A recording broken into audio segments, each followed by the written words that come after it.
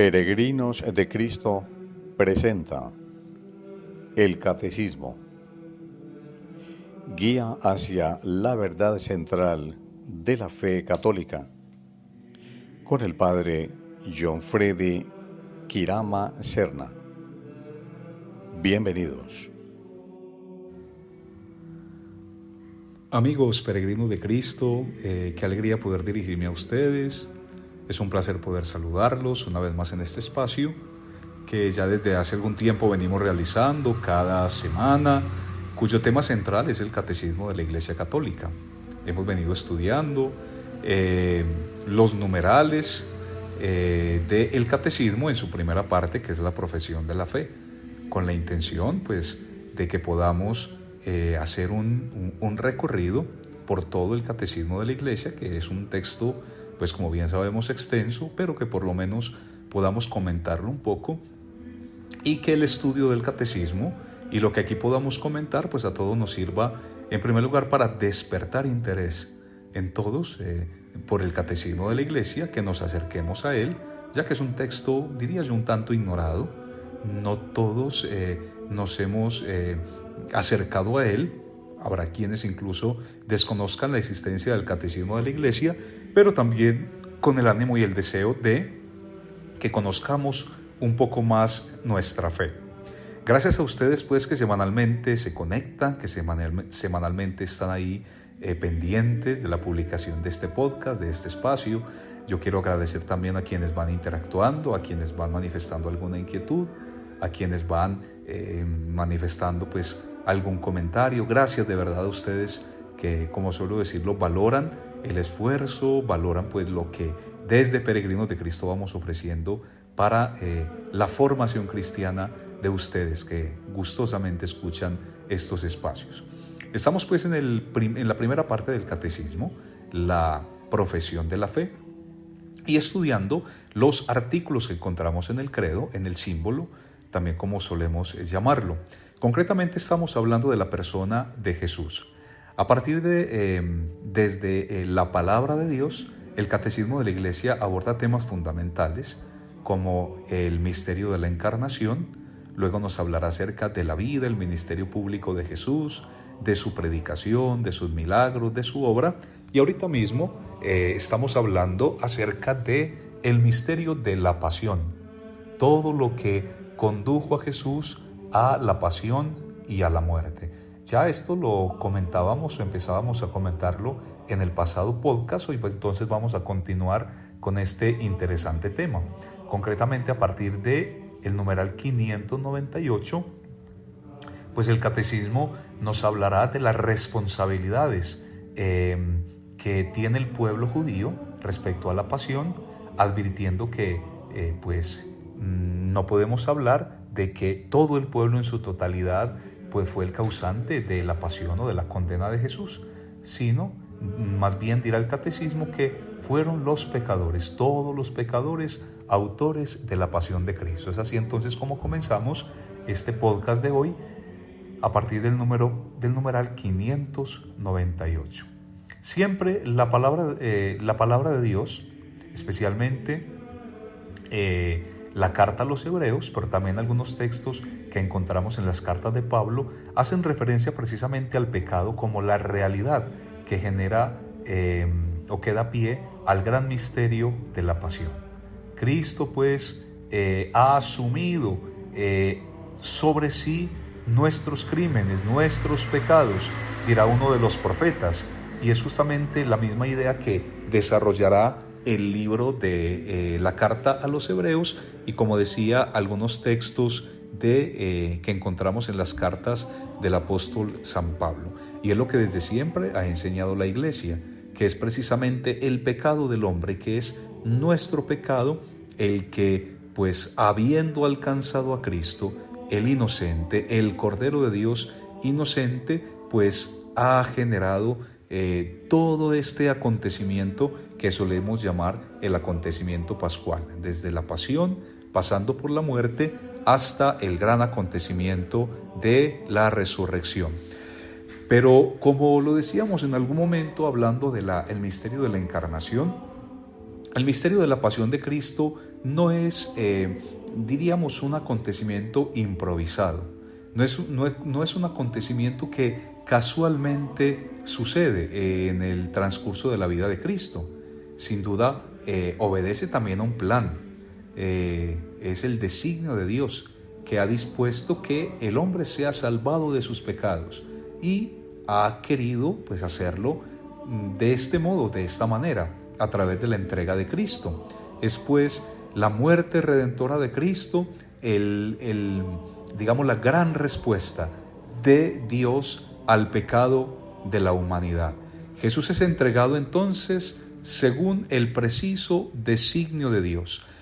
No es del todo fácil entender pues esta idea que ahorita mismo aborda el Catecismo de la Iglesia Católica, considerando pues lo cruel, lo violenta que ha sido la muerte de Jesús, el destino de Jesús. No es fácil entender que el Padre Dios haya de quien dirá el apóstol San Juan, es el amor, ese Dios que es amor, pues haya determinado en su designio de amor que su Hijo amadísimo pues haya sufrido la muerte de la manera en que la sufrió, una muerte violenta, que como decía no fue fruto del azar o de las circunstancias, sino que pertenece al eterno designio del Padre. Es precisamente lo que encontramos en el libro de los Hechos de los Apóstoles, en un especial discurso que pronuncia Pedro a los judíos, cuando les dice: fue entregado según el determinado designio y previo conocimiento de Dios. Ya entonces queda claro de que ese acontecimiento que llamamos el misterio pascual, la pasión de Cristo, obedece a un designio de Dios. Es el designio de salvación. Es el Dios que ha querido dar respuesta al hombre que clama desde su mismo pecado. Es entonces el gran sentido que tiene el acontecimiento pascual de Cristo. Insisto, no es fácil entenderlo de esta forma, que un Dios que es amor y que un Dios que ama a su Hijo, pues haya determinado pues someterlo a la humillación, someterlo al sufrimiento, someterlo al dolor y someterlo a la muerte. Pero precisamente ahí está el verdadero sentido de este acontecimiento. Es un acontecimiento que habla del amor de Dios. Jesús en el Evangelio de Juan lo dice: tanto amó Dios al mundo que entregó a su Hijo único para que todo aquel que crea en Él tenga la vida eterna. Por lo tanto, ese acontecimiento de la pasión y de la muerte de Jesús, pues es, diríamos, la mejor forma de demostrar Dios hasta dónde nos ama. El gran misterio de la muerte de Cristo es fundamentalmente un misterio de amor. Es todo lo que Dios quiso hacer por nosotros y todo lo que Dios quiso hacer por el hombre caído. No es el Dios en el que creemos, no es el Dios que se cruza de brazos, no es el Dios que se sienta a mirar decepcionado el curso que el hombre le ha dado a la historia.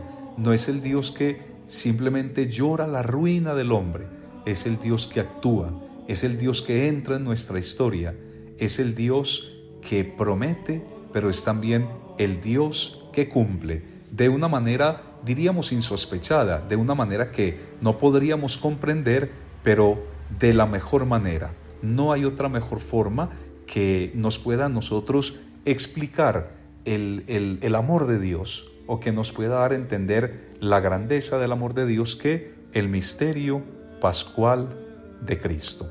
Y Cristo ha querido entonces aceptar esa voluntad del Padre, aún sabiendo lo que esto implicaba, porque Jesús no desconocía cuál era la voluntad del Padre, y por eso en el comienzo de la narración de la pasión, los evangelios nos hablan de lo que Jesús vive en el huerto de los olivos, que es un momento de dolor, que es un momento de angustia.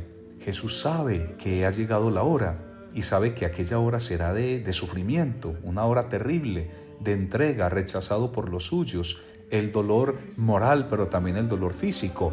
Y por eso el Evangelio describe de una manera dramática la oración de Jesús en el huerto, el Jesús que llora, el Jesús que suplica, el Jesús que cae de rodillas, el Jesús que apela al amor y a la misericordia del Padre cuando le dice desde su angustia: si es posible que pase de mí este cáliz de amargura, pero siempre dirá, como en otros momentos, que no se haga tu voluntad sino la mía.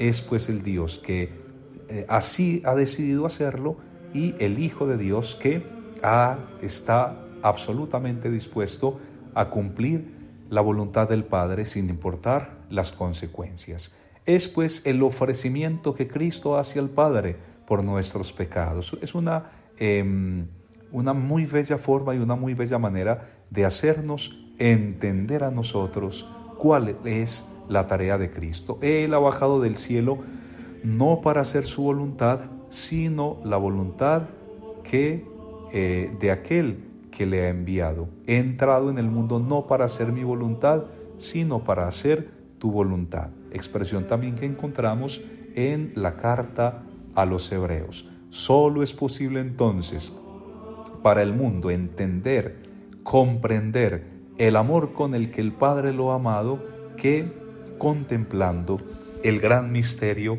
de la entrega pascual de Cristo. Hay una imagen bellísima, una imagen que es además con un especial sentido teológico, y es la imagen del Cordero, que no es una imagen pues desconocida ni para el pueblo judío ni lo es para nosotros.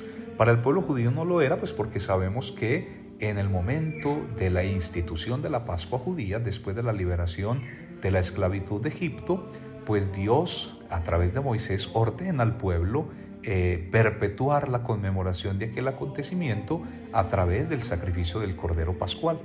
Ese bello texto que encontramos en el libro del Éxodo, cómo Dios instruye de manera precisa, detalladamente al pueblo sobre el modo y el tiempo en el que el pueblo ha de celebrar la Pascua, como el recuerdo de la liberación de Egipto. Aquel cordero de 1 año, macho, sin defecto, que cada familia va a sacrificar, comiendo la carne asada, con la cintura ceñida. Es decir, es pues el modo o la forma en la que el pueblo cada año, para eterna memoria, celebrará la Pascua y la liberación de la esclavitud de Egipto. Aparece entonces allí la figura del Cordero, y por lo tanto en el Evangelio esa figura también aparecerá en muchos momentos, en muchas ocasiones, ya referida a la persona de Jesús, a la persona del Mesías.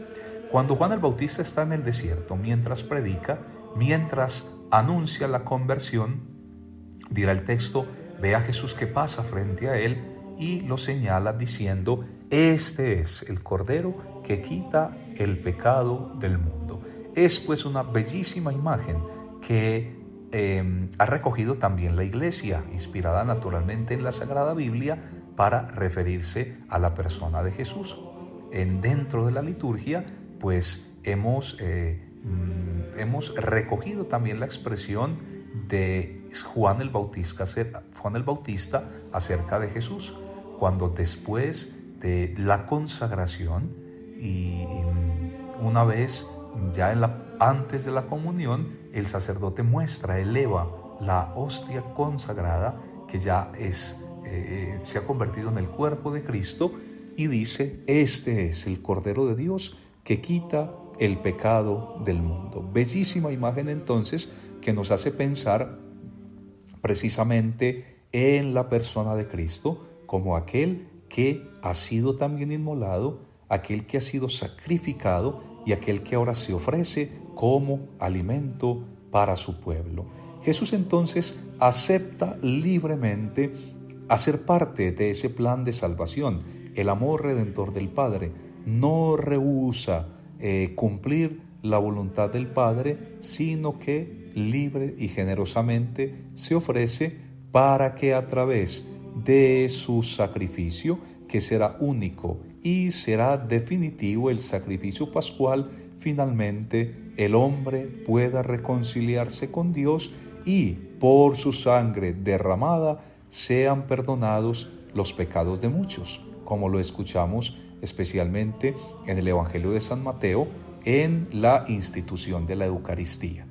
Palabras que pronuncia Jesús en el cenáculo, cuando ofrece el cáliz lleno de vino y dice que esta sangre se derrama por muchos para el perdón de los pecados. Palabras que también recoge o asume la liturgia, especialmente en la celebración de la Sagrada Eucaristía. Es la obediencia de Jesús la que perdona a los desobedientes. Es la obediencia de Jesús la que nos libera de el castigo que merece nuestra desobediencia. Jesús reemplaza entonces nuestra desobediencia por su obediencia. Nos dirá el Catecismo de la Iglesia Católica, inspirada pues en los textos bíblicos, de manera muy especial en la carta del apóstol San Pablo a los romanos, en el capítulo 5, en el que Jesús pues, en el que el apóstol pues interpreta el acto de Cristo, el acto supremo de Cristo, acto de obediencia, como un acto que borra la culpa y exime del castigo que merecemos nosotros por nuestros pecados. Es justamente la cruz el lugar, el altar en el que Jesús consuma su sacrificio. También en el pueblo de Israel, pues el altar como lugar tiene una especial relevancia. El pueblo de Israel es un pueblo cultural, es un pueblo que permanentemente celebra el culto, que celebra ritos, y es un pueblo que ya desde sus orígenes lo hace ofreciendo víctimas sobre un lugar que es llamado por los autores sagrados el altar. Sobre el altar se ofrece el sacrificio, un sacrificio que al pueblo le sirve para expresar su gratitud, o un sacrificio que también le sirve al pueblo para hallar el perdón, para ser perdonado de su culpa. En el caso de Jesús no hablamos de un altar de piedra, no hablamos de un altar de mármol, sino que hablamos de un altar de madera. Es la cruz. Ese altar que es la nueva cruz es entonces el lugar en el que Jesús consuma su sacrificio. Allí ofrece su vida, allí derrama su sangre y a través de ese sacrificio único y ese sacrificio definitivo alcanzaremos nosotros el perdón y alcanzaremos nosotros la paz. Pero ese sacrificio de Cristo, habiendo sido único, es un sacrificio que se perpetúa por ministerio de la Iglesia. Nosotros también podemos participar del sacrificio único de Cristo. Lo hacemos cada vez que celebramos la Eucaristía. En la celebración de la Eucaristía, nosotros nos unimos mística y espiritualmente a Jesucristo, que se sigue ofreciendo, que se sigue entregando, que sigue muriendo por nosotros, porque eso es la Eucaristía. Es un sacramento que perpetúa el misterio pascual de Cristo. Cada Eucaristía nos ofrece a nosotros los dones, el mismo efecto que tuvo el sacrificio redentor de nuestro Señor en la cruz. De ahí pues que tengamos que amar tanto la Eucaristía como el memorial perpetuo del sacrificio de Cristo. Amigos, vamos entonces así avanzando cada día más en este estudio del Catecismo de la Iglesia Católica.